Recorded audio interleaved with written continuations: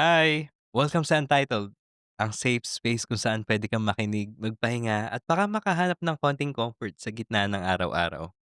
Ako si Clover, and I'm really glad na nandito ka ulit. At kung first time mo naman dito, welcome. Sana dito ka makahanap ng safe space. Parang may kausap ka lang na kaibigan. Ngayong episode, gusto kong pag-usapan yung isang bagay na siguro kahit minsan, naramdaman mo na rin. Yung pakiramdam na hindi ka napapansin, hindi ka na-appreciate. Alam mo yung effort na ibinigay mo ng buo, pero parang wala lang. Yung presence mo, yung care mo, yung lahat ng ginagawa mo, parang invisible. Masakit, 'di ba? Kasi lahat naman tayo gusto lang naman ng simpleng recognition. Yung assurance na, "Uy, nakita ko yung ginawa mo. Thank you." Ang hirap ng feeling na hindi ka na-appreciate. Baka sa trabaho, kahit gaano ka ka-effort, parang hindi napapansin. Baka sa bahay, lagi kang may ginagawa pero walang thank you. Or baka sa relationships, yung binigay mo naman yung lahat pero parang kulang pa rin.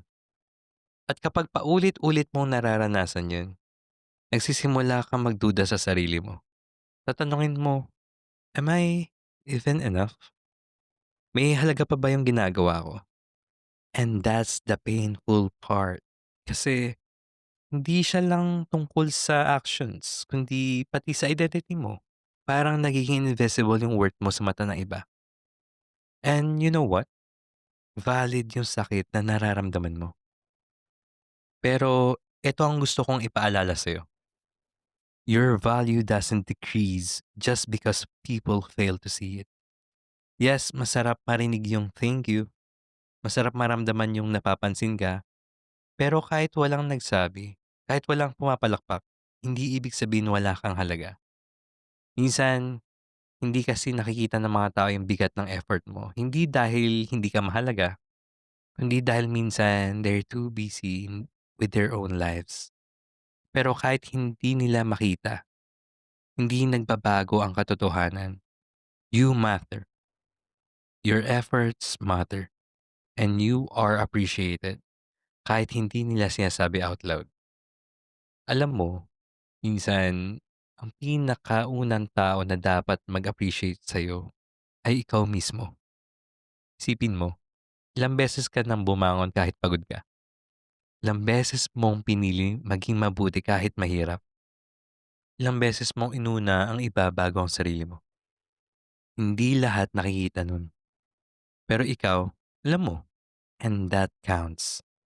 So maybe ngayon, habang nakikinig ka, try mo lang huminga ng malalim at sabihin sa sarili mo, thank you self, I see you, I appreciate you.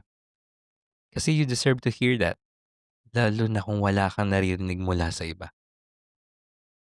Kung iisipin mo ngayon, may part ba sa buhay mo kung saan pakiramdam mo hindi ka napapansin? At paano mo pwedeng simulan na i-appreciate yung sarili mo doon? Kung gusto mo, share mo sa akin sa social media ko. Kasi baka yung kwento mo makarelate at makatulong din sa ibang taong nakikinig ngayon. Dito na natin tatapusin ang episode na 'to. Sana kahit papaano, na-remind ka ng kahit hindi ka laging napapansin, hindi ibig sabihin na hindi ka mahalaga. Ako si Clover, and here's my gentle reminder. Just because they don't say it doesn't mean you're not appreciated. You are more than you know. See you ulit sa susunod na episode dito sa Untitled.